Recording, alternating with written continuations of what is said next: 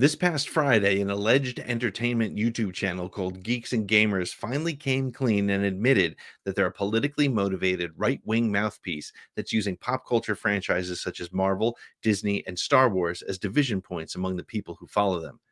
They didn't use those words, of course, but a recent video and tweet from their leader, Jeremy, erased any allusion to the contrary that they may have been trying to uphold.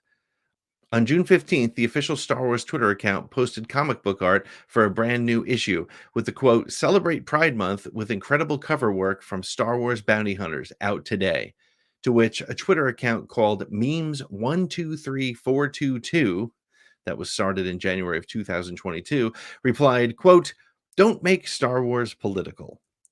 The Star Wars account responded with, quote, "Queer characters existing isn't political, and Star Wars is literally in our name." People responded, including myself. My stance was simple.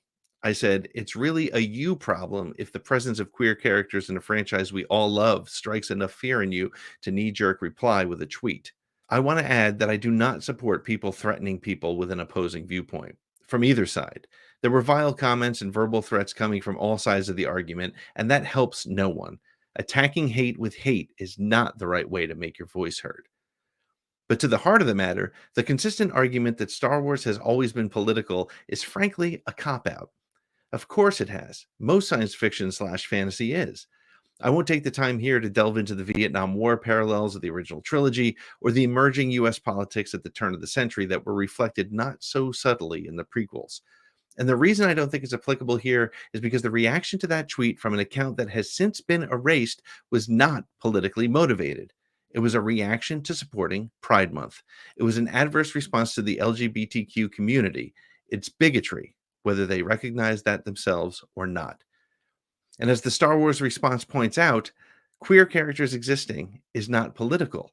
It's not Republican or Democrat, or at least it shouldn't be. And this is where it starts to come apart for the Disney opposition. Jeremy from Geeks and Gamers did a completely not unexpected reaction video. This one was called Star Wars Account Attacks Fans.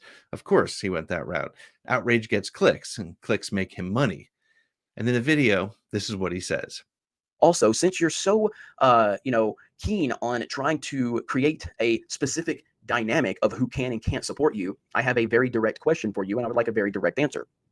Are Donald Trump supporters allowed to support Lucasfilm? Do you fully welcome Donald Trump supporters to support Lucasfilm? Again, that's not necessarily a question you as a company should have to face, but when you as a company draw a divided line in the sand about who can and can't be fans of yours, I would like for you to answer that question, and I would like for you to be very transparent with your audience. Can people that voted for Donald J. Trump in 2016 and in 2020, are they allowed to be fans of your company? He has now drawn a direct line between people who oppose Pride Month and the community it supports to a politician with a very specific affiliation. What Jeremy has done with this simple question is insinuate that people who are bigoted toward the LGBTQ community are Donald Trump supporters. Nowhere has Star Wars, Lucasfilm, or Disney done that. This came from him. Now, this video is not about Trump's political views or conspiracy theories. It's not about whether you support him or not. It's about the tactics and the self-exposure that this fandom menace flagship site are trying to put in motion. They've overtly introduced U.S. politics into the alleged dialogue they press about why they hate Disney-era Star Wars and other entertainment. It has always been thinly veiled, and I'm not commenting on the fact that their ultra-conservative political position has ever been in question. What I'm saying is that they have now eliminated the facade and brought politics directly into the conversation. But Pete, you say, Star Wars supporting Pride Month is politics. No, it's not. It's simply being inclusive and creating a product that's welcoming to all people. As I tweeted last week, I'm not a part of the LGBTQ community, but during Pride Month, I changed my avatar to display the rainbow colors to say, I support my friends, and my content is a safe space. It is a minimal effort, and I know that, but it shows acceptance and caring. It's not a political stand, it's a human rights issue, plain and simple. Being a good person is not politics.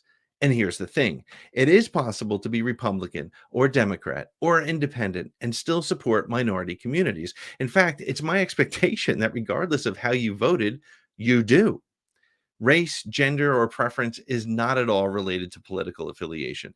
But this recent video and tweet have not only made that implication, but they've tied it to a lightning rod personality in Donald Trump, looking to elevate their own status by being the leaders of some movement that says Star Wars and its fans hate Donald Trump supporters. Not the former president himself, but the supporters. What this exposes is that they've never cared about the story or characters or whatever they claim. They've always seen pop culture fandoms as a place to divide. Because, as I've said over and over again, there's money in fueling their followers' anger. What he has done is finally admitted that Geeks and Gamers is a Trump supporting media outlet that doesn't care about entertainment. They only care about division and the money that it makes YouTubers like themselves. The United States has been at near civil war levels of political agitation since Trump's election in 2016. Families have literally been torn apart because of the support of one candidate or another. People fly "Let's Go Brandon" banners above American flags, and a percentage of the Trump faithful have many of the hallmarks of being a cult-like following. But there is nothing that says that they can't be Star Wars fans. And Lucasfilm never said that they can't be either. And for Jeremy to make this connection is a nuanced version of saying that the bigots that the Star Wars Twitter account is talking to, they're probably Trump supporters. By proxy, Jeremy is claiming that Trump supporters are bigots. So if you're a fan of Geeks and Gamers and you're a Trump supporter, it seems like Jeremy has called you a bigot. Now it's up to you whether you think he's right or not.